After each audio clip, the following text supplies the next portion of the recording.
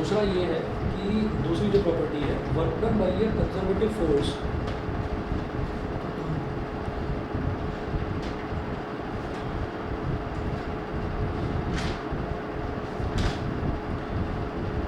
दूसरा है work done by the conservative force is independent of the path and is given as work done is equal to UI minus UF या KF minus KI। अब ये देख लीजिए ये क्या है कि जो सेकंड प्रॉपर्टी है ना इसकी, जो सेकंड प्रॉपर्टी है, सेकंड प्रॉपर्टी में है work done bye a conservative force. तो पहली चीज़ तो ये है कि it is independent of the path taken, path से कोई इसका लेना देना नहीं होता। पहली चीज़ तो ये है, तो हमको इसकी डेफिनेशन से ही पता है। दूसरा, work done bye a conservative force, इसका फॉर्मूला ये भी हमने देखा था, ये था XI XF और FX DX। और इसी को हम बोलेंगे कि चेंज इन एनर्जी। तो चेंज इन एनर्जी हम ये कहेंगे कि KF माइनस KI बोल दीजिए या फिर UI माइनस DF बोल दीजिए। अब देखिए ये क्या है, KF माइनस KI मैंने क्यों बोला, क्योंकि अगर, और इसको UI माइनस UF क्यों बोला, वो इस वजह से बोला कि जो पोटेंशियल एनर्जी है, कभी भी किसी भी ऑब्जेक्ट की पोटेंशियल एनर्जी, जो इनिशियल पोटेंशियल एनर्जी होती है वो ज़्यादा होती है, ठीक है ना, और फाइनल पोटेंशियल एनर्जी जो है वो धीरे धीरे कम हो जाती है। पोटेंशियल एनर्जी का मतलब ये है कि उसके अंदर एनर्जी कितनी है। तो किसी भी बॉडी को मोशन में आने के लिए उसके अंदर इनिशियल पोटेंशियल एनर्जी का ज़्यादा होना ज़रूरी है। फॉर एग्जांपल हम ये कहेंगे कि हम एक एरो और बो का एग्जांपल ले रहे हैं, तो हमने एरो को खींचा, और एरो को जब हमने खींचा तो उसके अंदर इनिशियल पोटेंशियल एनर्जी बहुत ज़्यादा है। तो जब हम उसको छोड़ देंगे ना, तीर को जब हम छोड़ देंगे तो वो बहुत ज़्यादा एनर्जी के साथ जाएगा, और फाइनली उसकी जो फाइनल पोटेंशियल एनर्जी है वो पूरी तरीके से ख़त्म हो जाएगी, ठीक है ना। तो इनिशियली उसकी पोटेंशियल एनर्जी ज़्यादा होती है और फाइनल पोटेंशियल एनर्जी कम होती है, इसीलिए इनिशियल वाली वैल्यू ज़्यादा होगी, फाइनल वाली वैल्यू कम होगी। That's why UI minus UF कर दिया, ठीक है।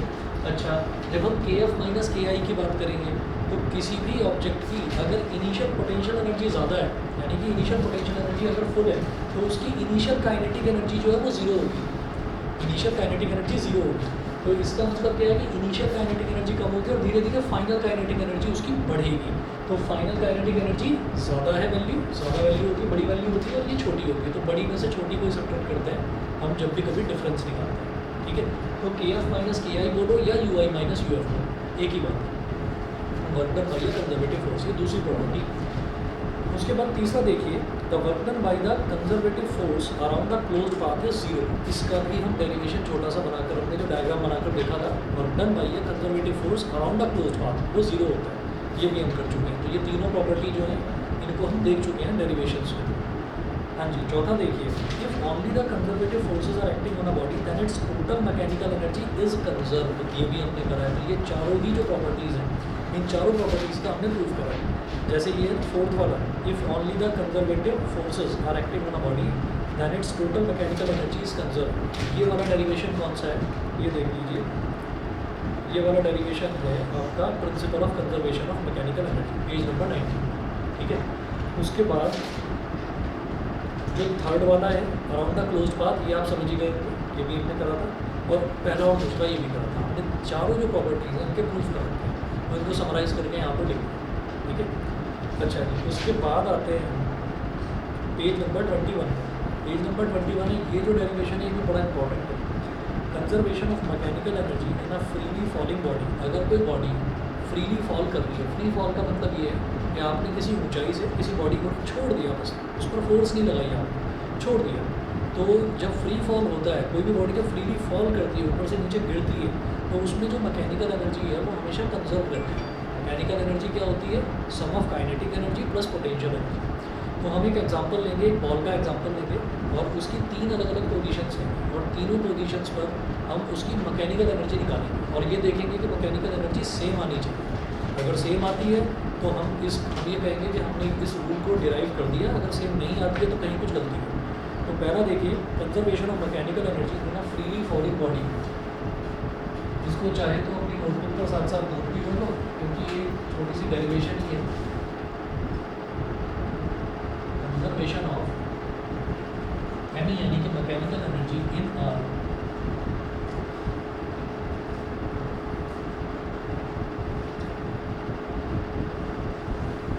a freely falling body.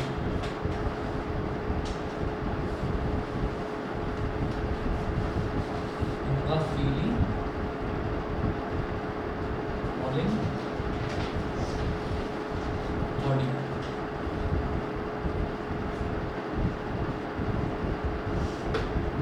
In a freely falling body. अब हम ये काम करेंगे, हम एक बॉडी लेंगे और हम ये मानेंगे कि ये तो ग्राउंड लेवल है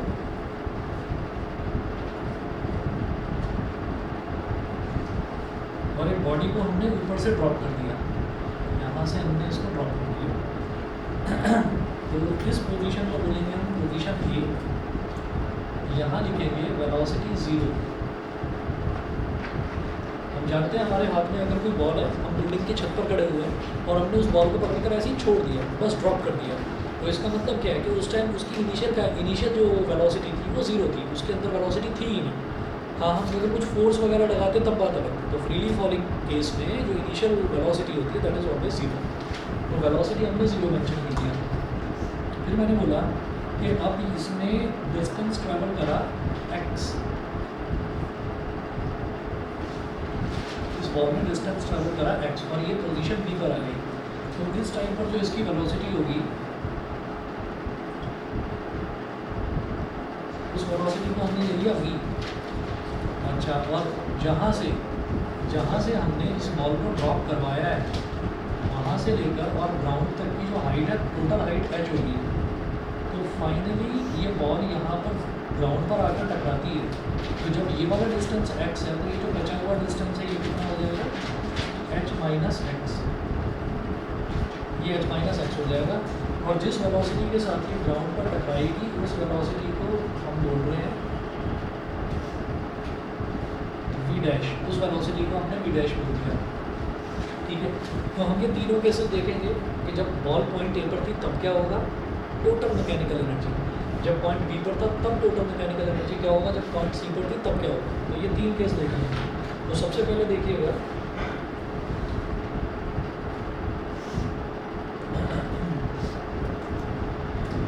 सबसे पहले पॉइंट ए पर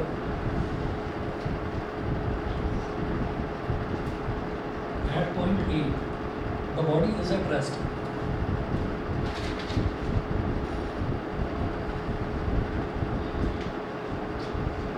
पॉइंट ए की बात करते हैं तो बॉडी जो है वो रेस्ट में है उस केस में। तो यहाँ पर हम क्या करेंगे, kinetic energy of the body K ई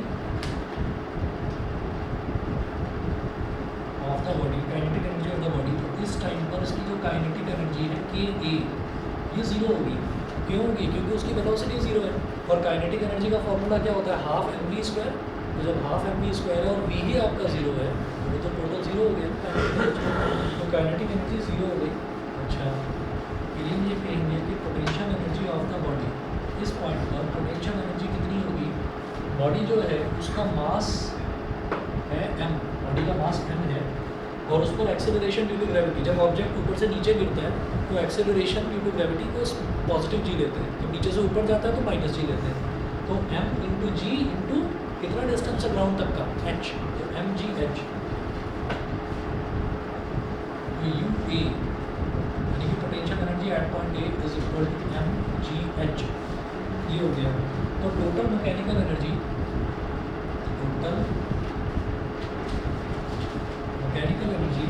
इसको बोलेंगे E is for energy, E A is equal to K A plus U A, kinetic energy at A plus potential energy at A. तो kinetic energy at A is 0, potential energy at A is mgh। तो 0 plus mgh is mgh। ये mgh हो गया point A पर। उसके बाद बात करेंगे पॉइंट बी की।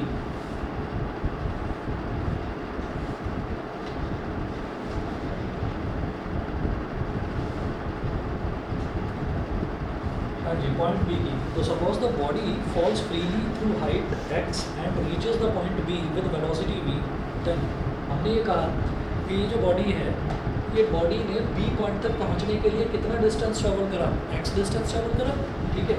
तो हम ये कहेंगे at point B distance travelled ये s is equal to x हो गया, ठीक है। इनिशियल वेलोसिटी कितनी थी, 0।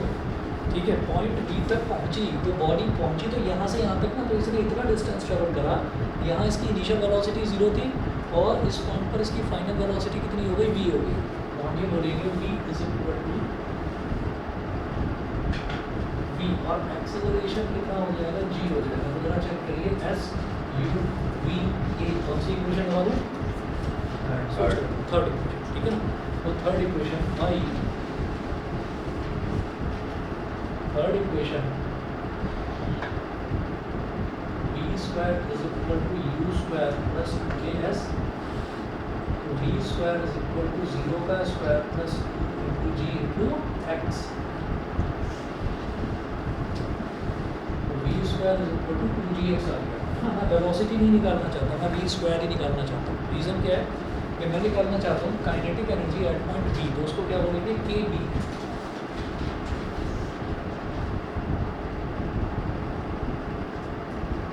at point B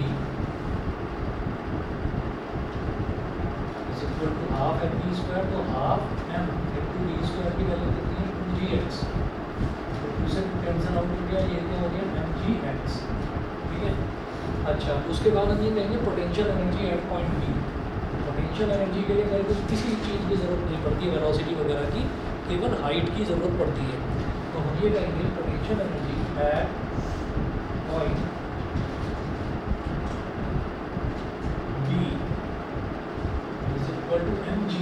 mg, और जब यहाँ पर बॉडी है तो यहाँ से ग्राउंड तक का डिस्टेंस कितना है, h माइनस एक्स। जब यहाँ पर बॉडी थी तो यहाँ से ग्राउंड तक का डिस्टेंस h था, तो mgh, और यहाँ पर बॉडी है तो यहाँ से ग्राउंड तक का डिस्टेंस कितना है, h माइनस एक्स, तो mg into h minus x. Distance कितना है, हाइट कितनी है, h माइनस एक्स, तो mg into h minus x, ठीक है। इसको एक्सपेंड कर दीजिए तो mgh minus mgx, therefore total mechanical energy at point B, इसको क्या बोलेंगे, कैपिटल B सबस्क्रिप्ट में B is equal to k B plus u B। ये हो गया k B kinetic energy at B, ये u B यानी कि पोटेंशियल एनर्जी एट B। दोनों को ऐड करिए, k B कितना था, m g x plus u B कितना है, m g h minus mgx, minus mgx plus mgx cancel out हो गया, तो रिजल्ट कितना आ गया, mgh, ये हो गया। तो अब आगे देखिएगा कि पॉइंट ए पर भी टोटल मैकेनिकल एनर्जी mgh आई, पॉइंट बी पर भी टोटल मैकेनिकल एनर्जी mgh आई। अगर सी पॉइंट पर भी टोटल मैकेनिकल एनर्जी इतनी ही आ जाती है तो हम ये कहेंगे कि for a freely falling body mechanical energy always remains conserve, हमेशा कंजर्व रहती है। कंजर्व मतलब सेम रहती है।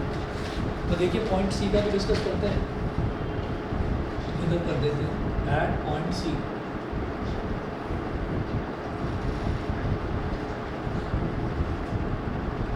एट पॉइंट सी जब पॉइंट बी की बात हम कर रहे हैं तो हम ये कहेंगे कि पॉइंट बी तक बॉडी ने डिस्टेंस कितना ट्रैवल कर लिया। तो बॉडी ने यहाँ से गिरना शुरू करा था और पॉइंट बी तक पहुँचने में उसने डिस्टेंस कितना ट्रैवल करा, एक्स का। ये चलिए जी, अब पॉइंट सी पर आते हैं। तो मुझे क्या करना है, मुझे वेलोसिटी बी डैश निकालनी है, ठीक। तो हम क्या करेंगे कि हम ना ये पूरा मोशन ले लेंगे यहाँ से यहाँ तक वाला, ठीक। आप चाहें तो ये वाली वेलोसिटी बी ले लो, तो ये वाली वेलोसिटी बी जो है ये इनिशियल वेलोसिटी का काम करेगी। लेकिन इसमें मुझे थोड़ी सी दिक्कत ये आएगी कि बी की वैल्यू √2gx होगा, है ना। तो वो अंडर रूट वाला कैलकुलेट करने में थोड़ा सा प्रॉब्लम होगी, लेकिन नहीं तो रिजल्ट तो सेम आएगा तब भी कोई प्रॉब्लम नहीं होगी। तो हम क्या करेंगे, हम ये पूरा मोशन ले लेते हैं ए से लेकर सी तक का। तो हम ये कहेंगे at point C consider motion from A to C. तो हमने ए से लेकर सी तक वाला जो मोशन है वो हमने कंसिडर कर दिया। तो हमारी जो इनिशियल वेलोसिटी है वो हो जाएगी कितना, 0, ठीक है। और ए से लेकर सी तक उसने डिस्टेंस टोटल कितना ट्रैवल करा, h, s is equal to h, s is equal to h हो गया। और ए से सी तक आने में उसकी फाइनल वेलोसिटी क्या हो जाएगी, v डैश। उसको ये मत समझना कि वो आकर रेस्ट में आ गई बॉडी, उसने यहाँ से आकर जिस वेलोसिटी के साथ नीचे स्ट्राइक करा that velocity is v dash.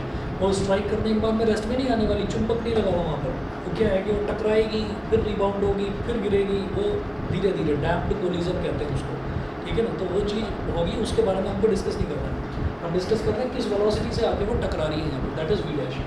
तो वो जो फाइनल वेलोसिटी है वी, वो हो गई वी डैश, ठीक है। उसके बाद जब वो बॉडी ऊपर से नीचे गिर रही है तो एक्सेलरेशन ड्यू टू ग्रेविटी हो गया जी।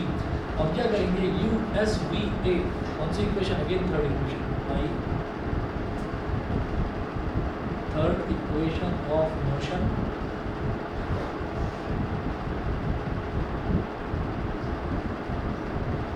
v square is equal to u square plus 2as। हाँ जी, v की जगह डालेंगे v डैश, v डैश का स्क्वायर, u की जगह डालेंगे 0 का square plus 2 into g into h, v dash का square is equal to 2gh आ गया, ठीक है। तो v डैश कौन सी वेलोसिटी है, यहाँ इस पॉइंट वाली वेलोसिटी, तो इस पॉइंट पर आप काइनेटिक एनर्जी निकाल लीजिए। therefore kinetic energy at point C, इसको क्या बोलेंगे, K C is equal to half m v dash का square, K C is equal to half m v dash का स्क्वायर क्या है, 2gh, दूसरे टू कैंसिल आउट हो गया, ये हो गया mgh, mgh आ गया kinetic energy at point C. उसके बाद potential energy at point C, potential energy at point C is equal to m into g into 0, क्योंकि अब तो बॉडी ग्राउंड पर ही टकराई ना, तो जब बॉडी ग्राउंड पर टकराई तो उसका डिस्टेंस ग्राउंड से ही, ग्राउंड का डिस्टेंस क्या होगा, कुछ है ही नहीं, 0, और डिस्टेंस कितना हो गया 0, तो mg इंटू 0 इज 0, ठीक है। अब क्या करेंगे, therefore total mechanical energy at point सी,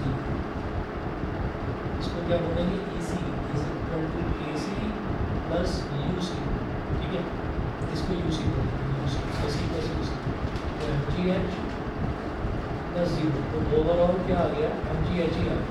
तो तीनों केसेस में हमने देखा कि टोटल मैकेनिकल एनर्जी है ना एक फ्रीली फॉलिंग बॉडी की, वो mgh आ रही है, यानी कि टोटल मैकेनिकल एनर्जी जो है वो कंजर्व सेम है।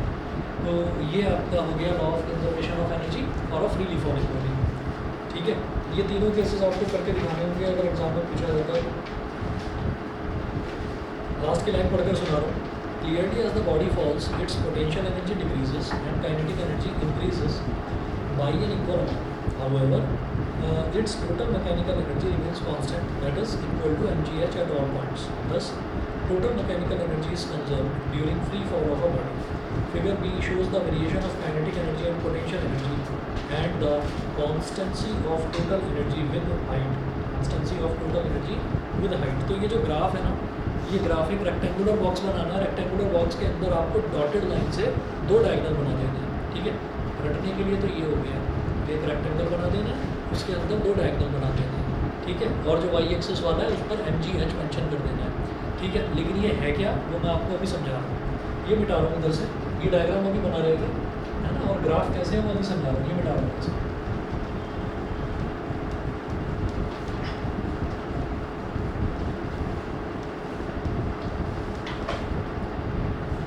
अब ग्राफ देखना, ग्राफ किस किस के बीच में बन रहा है, ग्राफ बन रहा है हाइट के बीच में, तो ये तो हाइट हो गई, तो हाइट हो गई, तो हाइट को हम ले रहे हैं एक्स एक्सिस पर, और जो टोटल एनर्जी है उसको हम ले रहे हैं वाई एक्सिस पर। ये वाला तो सबका समझ में आ गया, ग्राफ देखिएगा,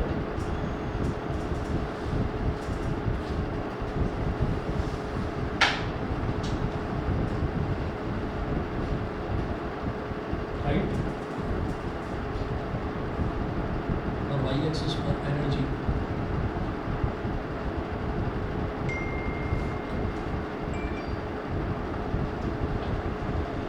देखिए टोटल एनर्जी तो ये है,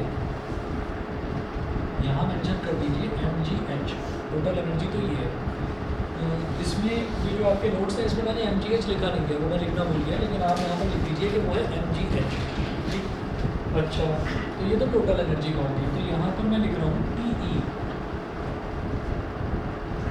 is equal to KE plus PE, total energy का तो कुछ सोचना ही नहीं है। आप हाइट तो बढ़ाते जाओ बढ़ाते जाओ बढ़ाते जाओ, कितना भी आप कम करो ज़्यादा करो, टोटल एनर्जी आपकी सेम रहने वाली है mgh, ठीक। और इसके अंदर काइनेटिक एनर्जी और पोटेंशियल एनर्जी का ग्राफ बनाना है। हमने माना कि ये ग्राफ सिर्फ यहीं तक जाता है, सिर्फ यहीं तक जाता है। तो यहीं तक जाने का मतलब क्या है? यहाँ तक जाने का मतलब है कि भाई ये तो आपका ओरिजिन है और ये वाला जो है दिस इज h, ये h है। हम कहाँ से कहाँ तक स्टडी कर रहे हैं उसको, मोशन को हमने यहाँ से यहाँ तक स्टडी करा, 0 से h हाइट तक। 0 से यहाँ पर हाइट कितनी थी 0, ठीक है, और यहाँ पर हाइट कितनी थी h। तो तुम मुझे ये बताओ जब 0 हाइट थी, 0 हाइट कहाँ पर थी? पॉइंट C पर। तो उस टाइम पोटेंशियल एनर्जी कितनी थी और काइनेटिक एनर्जी कितनी थी? जब 0 हाइट थी ना, यानी कि पॉइंट C पर पोटेंशियल एनर्जी आपकी कितनी थी? 0। यहाँ पर एक डॉट लगा दिया, ठीक है। और जब और काइनेटिक एनर्जी कितनी थी? काइनेटिक एनर्जी थी आपकी mgh। ये काइनेटिक एनर्जी का डॉट यहाँ लगा दिया। तो काइनेटिक एनर्जी को अभी 1 मिनट के लिए छोड़िए, पहले पोटेंशियल एनर्जी की बात कर लेते हैं। जब भी हम कोई ग्राफ बनाते हैं तो आपको याद होगा आपने 9th क्लास में 10th क्लास में जब भी जो भी ग्राफ बनाए हैं तो उसमें आप क्या करते हैं, आप x की वैल्यू और y की वैल्यू कोई 2 वैल्यू ले लेते हैं, कोई 2 वैल्यू ले लेते हैं और 2 वैल्यू के 2 डॉट्स प्लॉट करके उनको स्ट्रेट लाइन से जॉइन कर देते हैं। वही काम यहाँ पर करेंगे। मैं पॉइंट C की बात कर रहा हूँ, तो पॉइंट C पर हमारी पोटेंशियल एनर्जी 0 है। और जब आप पॉइंट A की बात करिए तो पॉइंट A बता दिया मैंने, इधर था। पॉइंट A पर पोटेंशियल एनर्जी कितनी थी? मैक्सिमम mgh थी, ठीक है। तो ये पोटेंशियल एनर्जी यहाँ पर इतनी थी, इसको मेंशन कर दो UA, ठीक है, इसको मेंशन कर दो UC और ऐसे ज्वाइन कर दो। तो ये वाला ग्राफ हमारा हो गया पोटेंशियल एनर्जी का, समझ गए? पोटेंशियल एनर्जी आपकी जब हाइट 0 है तो पोटेंशियल एनर्जी भी 0, जब हाइट h है तो पोटेंशियल एनर्जी मैक्सिमम, ठीक है। अब आ जाते हैं काइनेटिक एनर्जी। जब हाइट 0 थी यानी कि पॉइंट C पर जब हाइट 0 थी तो काइनेटिक एनर्जी कितनी थी? Maximum mgh। और जब हाइट h थी तब हमारा जो काइनेटिक एनर्जी है वो कितनी थी? 0 थी, क्योंकि उस टाइम हमारी वेलोसिटी 0 थी। तो काइनेटिक एनर्जी क्या होती है? हाफ मास इनटू वेलोसिटी का स्क्वायर। और जब वेलोसिटी ही 0 है काइनेटिक एनर्जी भी 0 हो जाएगी। तो इसका मतलब हाइट h पर हमारी काइनेटिक एनर्जी मैक्सिमम, मिनिमम से,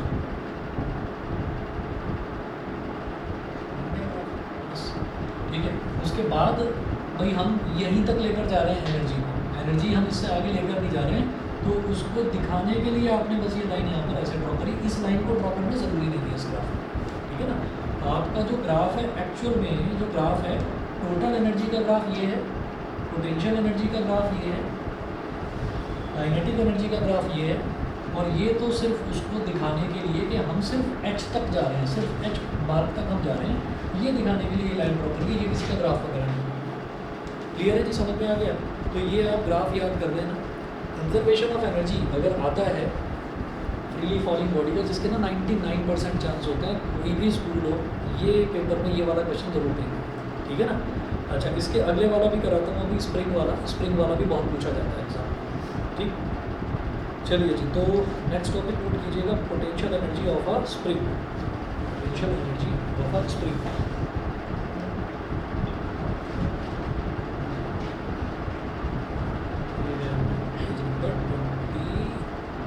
बिल्कुल नीचे, ठीक है ना। 1 मिनट लीजिए। हाँ जी, हो गया? बस तो 10-15 मिनट वेट करो। तुम्हारा भी हो गया? क्या बात है, पूरी तैयारी के साथ आए हैं सब। सही हो जाता है आप।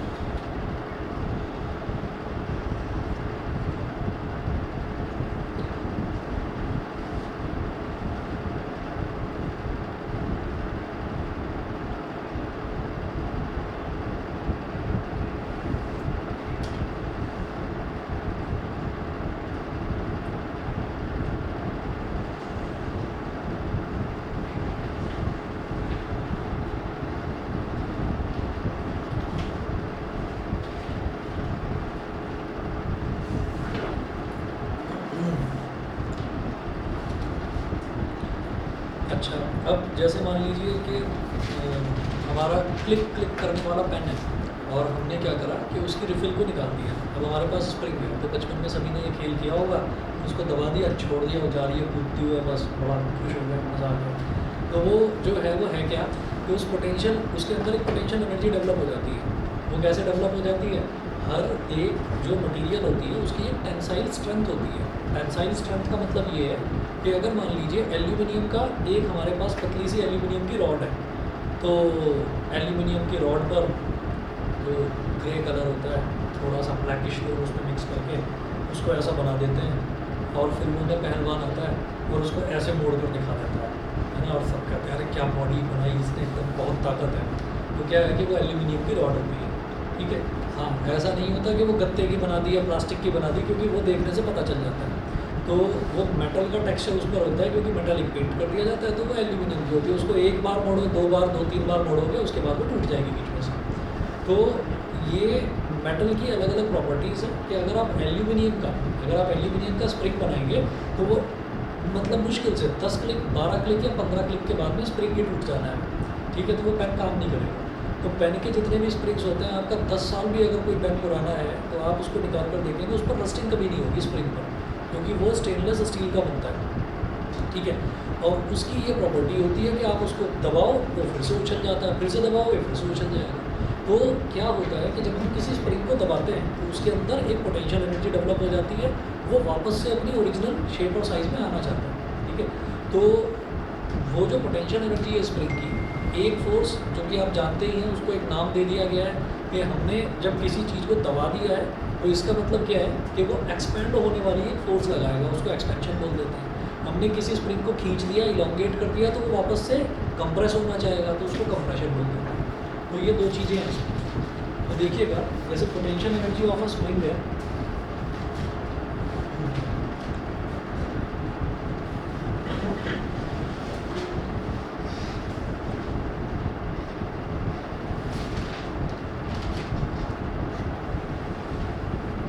इलेक्शन आने वाले हैं ना, तो आजकल ऐसे ऐसे वो आते रहती है मीम्स। अभी एक मीम्स आई है, उस मीम आई है, उस पर बड़ा बड़ा लिखा हुआ है तपस्वी राहुल। तो इसमें पता नहीं, मैंने खुद नहीं देखा, पता नहीं क्या हुआ इसका। कुछ उसके कंपाइल कर करके, कई बार ऐसा भी होता है कि मुंह कहीं चल रहा, पीछे से डायलॉग डाल दिया किसी ने, कुछ भी बस। और ये जब खुद देखते होंगे, पॉलिटिशियंस हैं, ये खुद देखते होंगे तो इनको तो गुस्सा बहुत आता है कि हमारी इतनी मजाक उड़ाई जा रही है। आदत हो गई, आदत हो गई। चलिए, consider an elastic spring of negligibly small mass with its one end attached to a rigid support. Its other end is attached to a block of mass m, which can slide over a smooth horizontal force. अच्छा, मैं इधर बना दूँ, backup ये बिठा दूँ।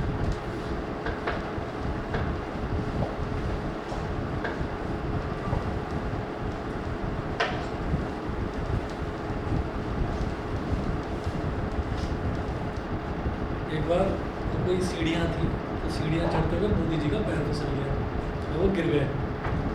तो बड़ी वैसी बात है भाई, चोट भी लग सकती थी। अब कोई भी गिरे चोट तो लगेगी।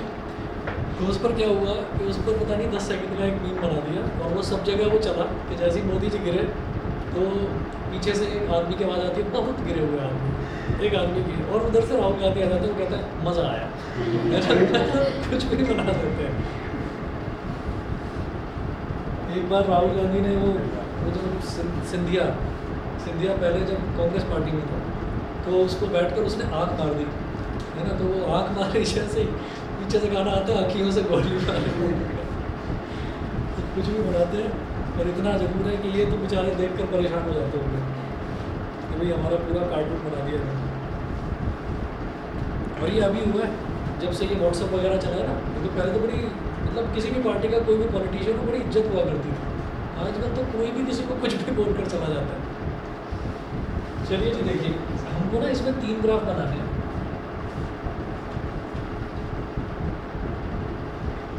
Potential energy of a spring,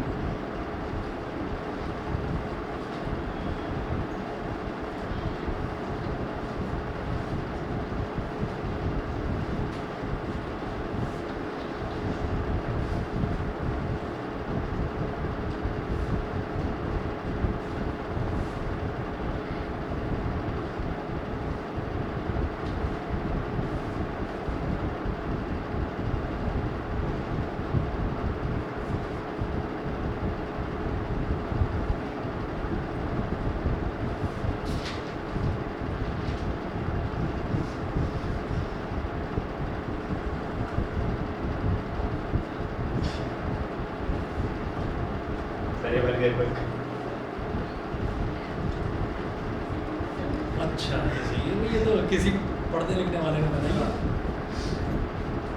under root minus one of सही।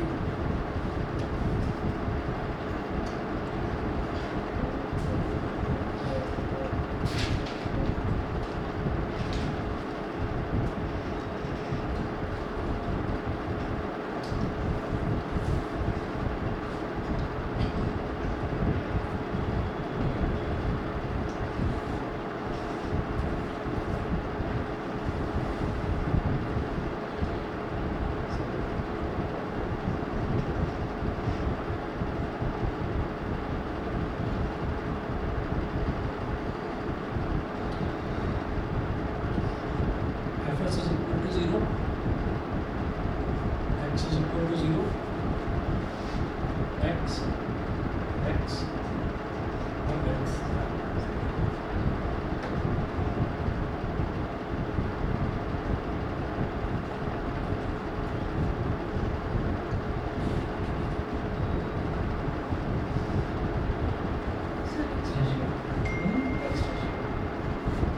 उसकी जरूरत पड़ रही है।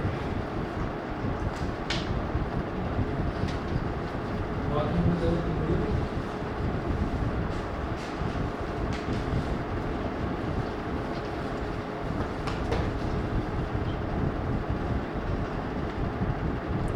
आप लोगों ने कर तो लिए सारे क्वेश्चन या छोड़ दिए? सारे कर लिए, छोड़ा है।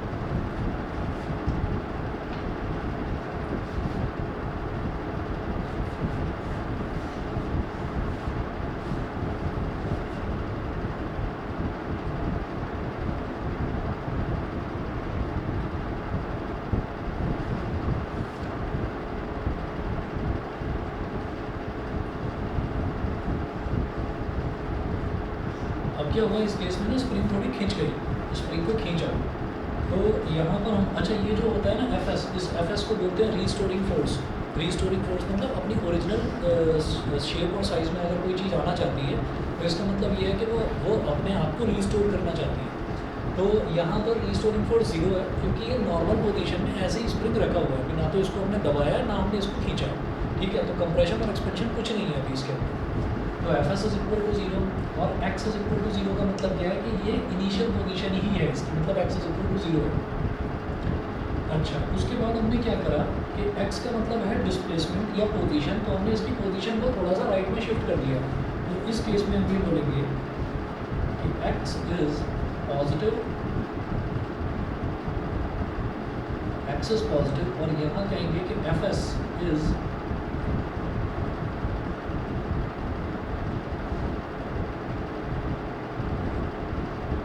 Fs is negative. Fs is negative मतलब रीस्टोरिंग फोर्स इज नेगेटिव। तो क्या होगा कि अगर हमने इसको इस तरफ खींचा, अगर हमने ब्लॉक को इस तरफ खींचा तो इसका मतलब हम इसका डिस्प्लेसमेंट कहाँ करवा रहे हैं, राइट की तरफ करवा रहे हैं, ठीक है।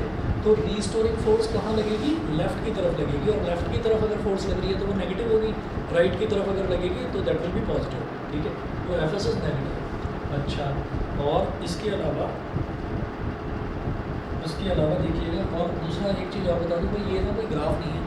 कभी सोचोगे यहाँ पर तो x यानी कि हमने डिस्प्लेसमेंट शो कर दिया, यहाँ पर नहीं बताया क्या है, ये सपोर्टेड वॉल है, ये वॉल है, ये ग्राफ नहीं। अच्छा जी अब आगे चलते हैं। तो ये तो हमने इसको खींचा था, अब हमने क्या करा, हमने इसको कंप्रेस कर दिया, और ये जो मैंने डॉटेड लाइन बनाई है ये है इसकी मीन पोजीशन। मतलब अगर इस पर किसी भी तरीके का फोर्स ना लगाया जाए तो स्प्रिंग जो है वो ऐसे मीन पोजीशन में रहेगा।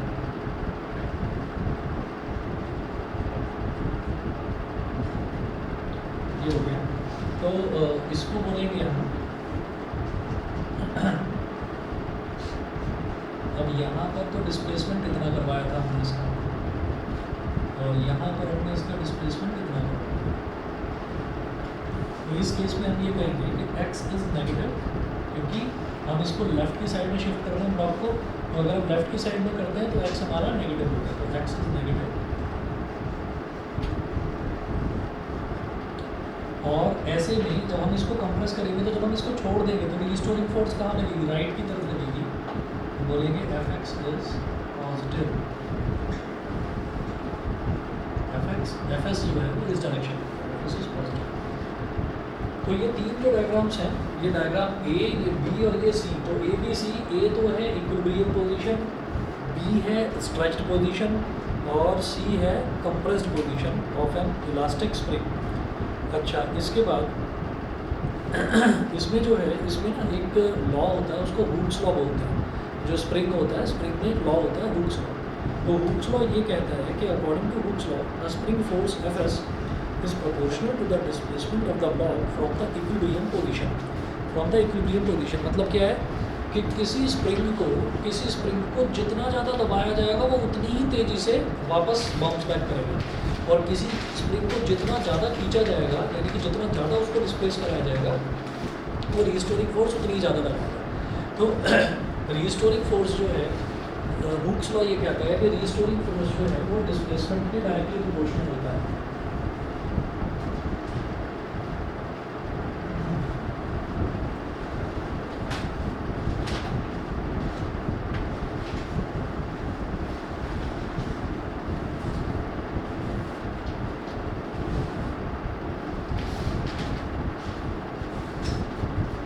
Fs is directly proportional to x। पेज नंबर 23 पर बिल्कुल नीचे हम according to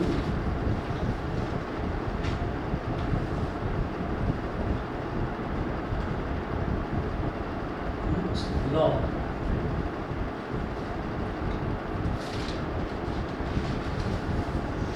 Fs is directly proportional to x और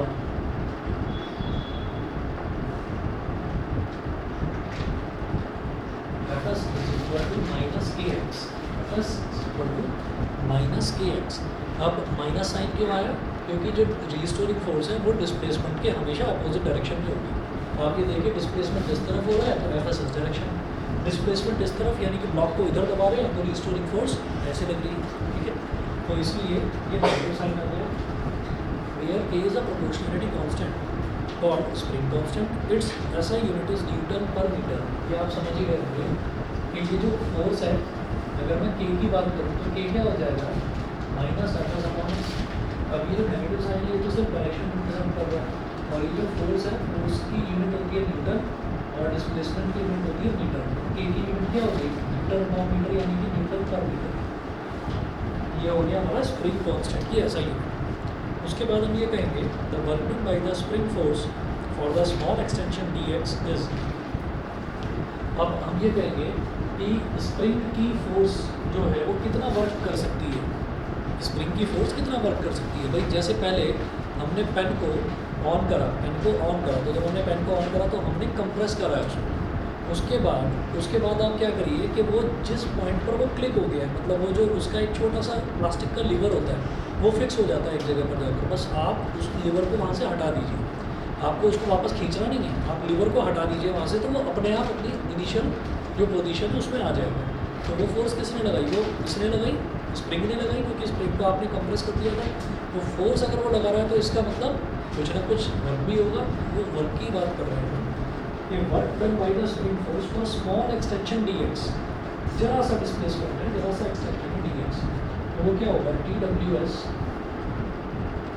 वर्क डन, और डी का मतलब small amount of work done, and S is for spring, small amount of work done by spring DWS is equal to Fs into dx, Fs into dx, DWS Fs की value कितनी है, minus kx into dx, इसको मैंने बोल दिया equation number 2, ठीक है। अच्छा, और इक्वेशन नंबर 1 जो है वो ये कि Fs is equal to minus kx, इसको इक्वेशन 2 फिर क्या करेंगे, if the block is moved from an initial displacement xi to the final displacement xl, the work done by the spring force is, मतलब अगर इनिशियल जो position था उसका, उसको मैं xi बोल दूँ और फाइनल पोजीशन को मैं xf बोल दूँ, तो वर्क डन कितना हो जाएगा। जब ये small amount of work done ऐसे निकलता है तो उससे मतलब पूरा whole amount of work done कैसे निकाला जाता है, इंटीग्रेशन करके। तो WS इज इक्वल टू क्या हो जाएगा, integration of minus kx dx, lower limit is xi, upper limit is xi। ये कांस्टेंट है, इसको बाहर निकाल लीजिए, और नेगेटिव साइन जो है उसको भी बाहर निकाल लेते हैं, नेगेटिव साइन को भी कांस्टेंट की तरह ही माना जाता है। ये हो गया x dx और xi xf, ये हो गया। हाँ जी, एक्स डी एक्स का इंटीग्रेशन क्या होता है? एक्स की पावर एन का इंटीग्रल एक्स की power n plus one upon n plus one, ठीक है ना। तो एक्स की पावर वन है यहाँ पर, तो उसका क्या हो जाएगा? एक्स की power one plus one upon one plus one, तो एक्स स्क्वायर बाई टू। तो W S is equal to minus K और x square upon two, square bracket में क्लोज कर देंगे, lower limit is x i and upper limit is x f, ठीक है। उसके बाद इधर कर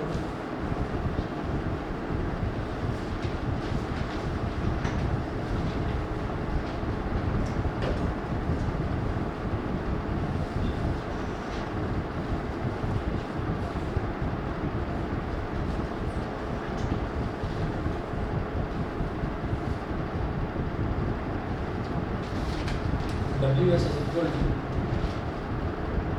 minus K x f square by two minus x i square by to.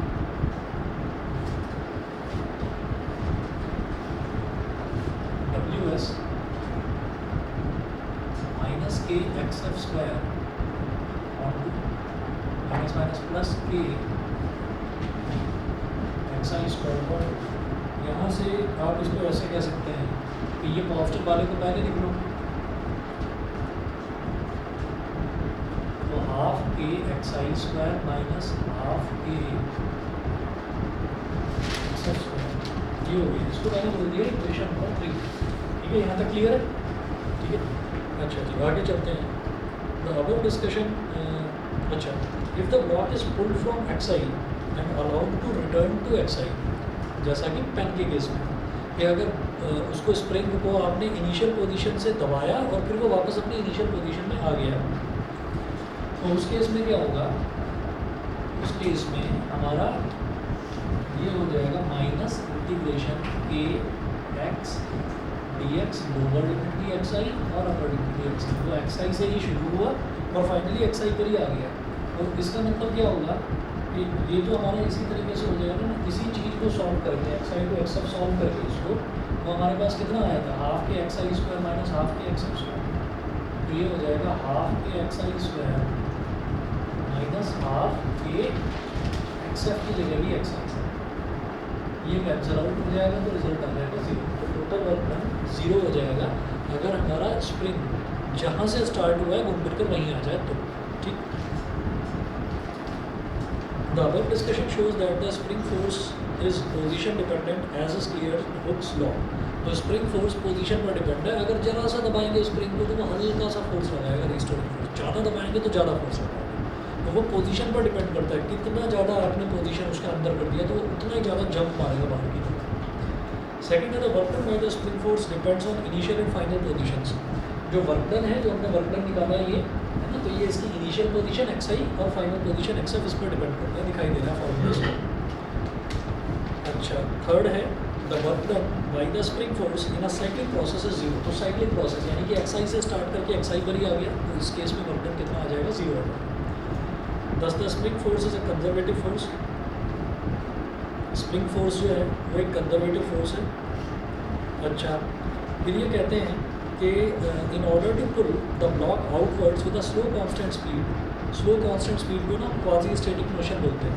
किसी चीज़ को धीरे धीरे अगर हम खींच रहे हैं, इस तरह से एक्सटेंड कर रहे हैं कि उसका असर दिखाई ही ना दे, ठीक है, तो उसको क्वाजी स्टैटिक मोशन बोलते हैं।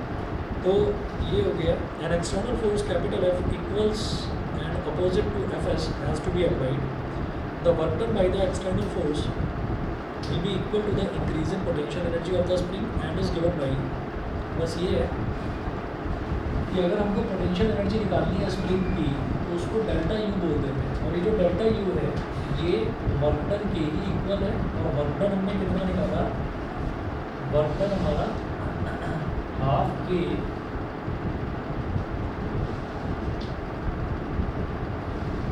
X f square minus half के एक्स आई स्क्वायर, ये इसमें हमने क्या करा?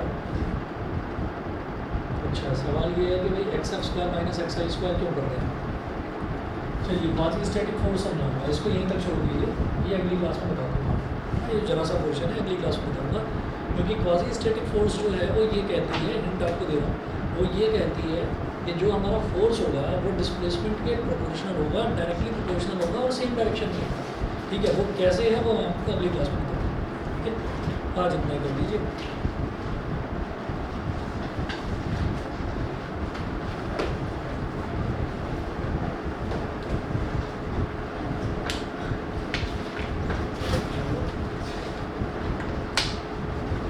हमारी आज अलग ही बातें चल